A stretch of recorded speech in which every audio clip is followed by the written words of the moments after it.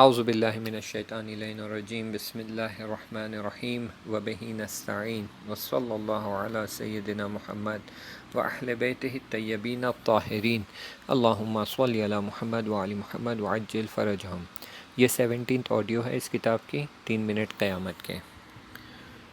یہ بیان کرتے ہیں، کہتے ہیں کہ آج سے 10 سال پہلے مجھے توفیق ہوئی کہ میں ماہ رجب اور ماہ شعبان میں مکہ اور مدینہ کی زیارت کے لیے جا سکوں۔ ہم محرم ہو گئے، ہم نے احرام پہن لیا، ہم پھر مسجد الحرام میں وارد ہو گئے، وہاں پر ہمارے اعمال کو ہم نے انجام دیا اور پھر ہم ہماری ہوٹل واپس آ گئے۔ تو وہاں کے جو کاروان کے روحانی تھے انہوں نے مجھے بتایا کہ 3 بہنیں ہیں جو ابھی پہنچی ہے یہاں مکہ میں، اور ان کا عمرہ باقی ہے، تو کیا یہ ممکن ہے کہ آپ ان کا عمرہ کروا کر لے کر آئیں گے؟ میں بہت تھکا ہوا تھا، پھر بھی میں نے اس بات کو قبول کر لیا کہ چلے ان 3 خواتین کا میں جو ہے عمرہ کروا کر لاتا ہوں۔ جیسے ہی میں نے دیکھا کہ یہ 3 خواتین جو ہے یہ بالکل نوجوان خواہران ہیں، تو میں نے فوراً اپنا سر نیچے کر لیا اور ان کی طرف بالکل نگاہ نہیں کی۔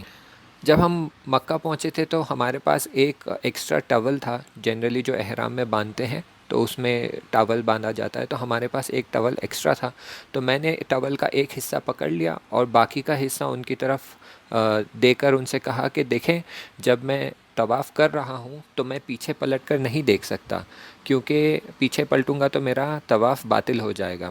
اور یہاں پر بہت زیادہ شلوغ ہے کیونکہ ماہ رجب اور ماہ شعبان کا مہینہ ہے اور بہت لوگ یہاں عمرہ کرنے آئے ہوئے ہیں، تو یہ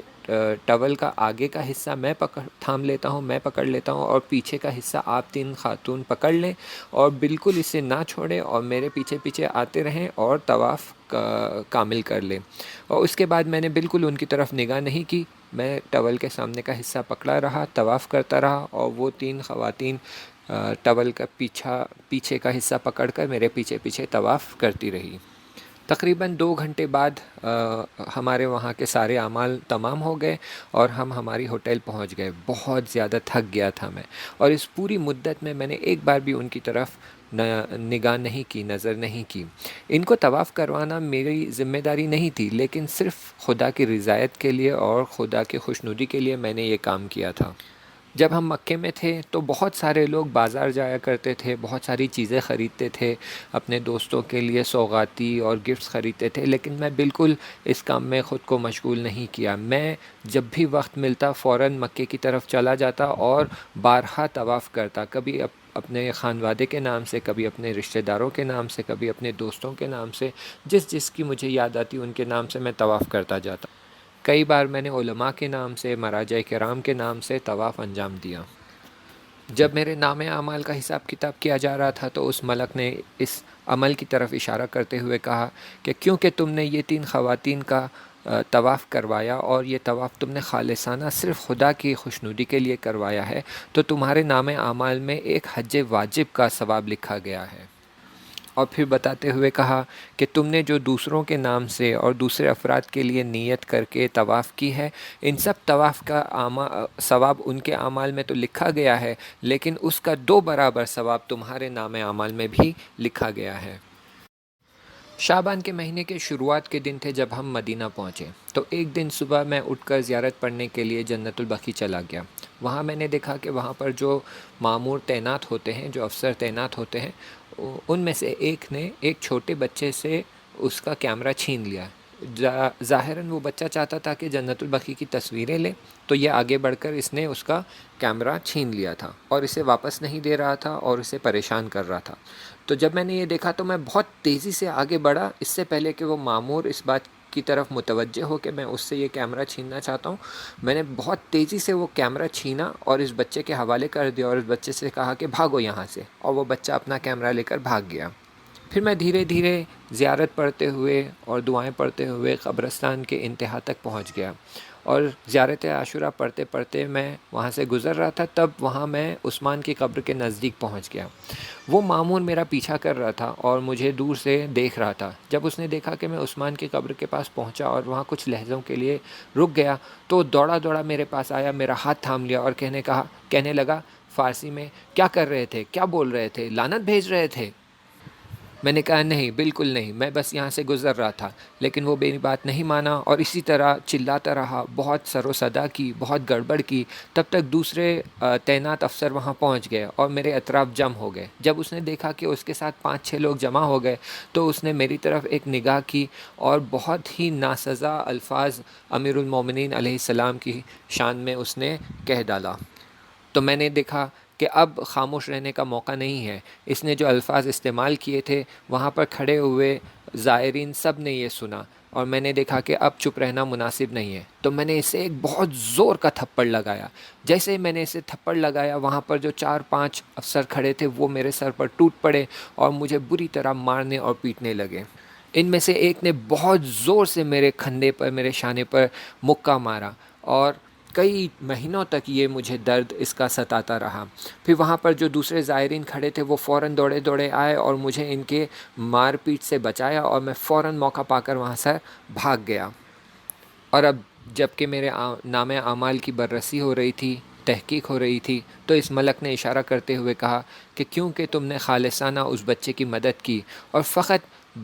امام علی علیہ السلام کے عشق میں، ان کی شان میں جب گستاخی کی گئی تو ان کے عشق میں تم نے اس مامور پر ہاتھ اٹھایا، اور اس دوران جب تمہاری مار پیٹ ہو رہی تھی اور تمہیں بہت بری طرح سے پیٹا جا رہا تھا تو تمہارے کھاندے پر اتنی زور کی چوٹ آئی کہ چند مہینے تک تمہیں درد ہوتا رہا۔ تو تمہارے نام اعمال میں تمہارا یہ عمل اس طرح لکھا گیا ہے جیسے کہ تم امام علی علیہ السلام کے ساتھ جنگ میں شامل تھے اور ان کے ساتھ جنگ میں شامل ہو کر دشمن سے لڑتے لڑتے گھائل ہو گئے۔ پھر یہ جناب یہاں پیرنتھسس میں بریکٹ میں کہتے ہیں کہ البتہ میں یہ بتا دوں کہ اس کا مطلب یہ نہیں ہے کہ تم جب بھی وہاں جاؤ، یہ ہم سے مخاطب ہو کے کہہ رہے ہیں کہ تم جب بھی وہاں جاؤ بقیت اللہ میں اور جنت البقیع میں زیارت پڑھ رہے ہو تو کہیں بھی وہاں مامور اگر نظر آ جائے تو ان سے لڑائی جھگڑے میں مشغول نہ ہو جاؤ۔ یہ تو بس میں اس بچے کو بچانے کی کوشش کر رہا تھا، اور اس بچے کو بچانے کی کوشش میں یہ مامور مجھ سے بدلہ لینا چاہتا تھا تو مجھے یہ عمل انجام دینا پڑا، ورنہ میں نہیں کہوں گا کہ آپ سب جائیں اس طرح کا عمل انجام دیں تاکہ آپ کے نام اعمال میں بھی اس طرح کا عمل ثبت ہو۔ اچھا، اب کہ جب میں یہاں برزخ والے عالم میں ہوں اور میرے اعمال کا حساب کتاب کیا جا رہا ہے، تو یہاں پر آ کر میں نے جو شہید اور شہداء اور شہادت کے بارے میں جانا ہے، یہ جان کر میری نظر شہید اور شہادت کے بارے میں پوری طرح بدل گئی ہے، اور اس کے کئی علتیں ہیں۔ ان میں سے ایک علت یہ ہے کہ ہمارے شہر میں ایک مربی تھے۔ مربی اس شخص کو کہتے ہیں جو تربیت کرتا ہے۔ اکثر ہمارے یہاں ٹیچر کا الفاظ استعمال کیا جاتا ہے، یا پھر ایسے استاد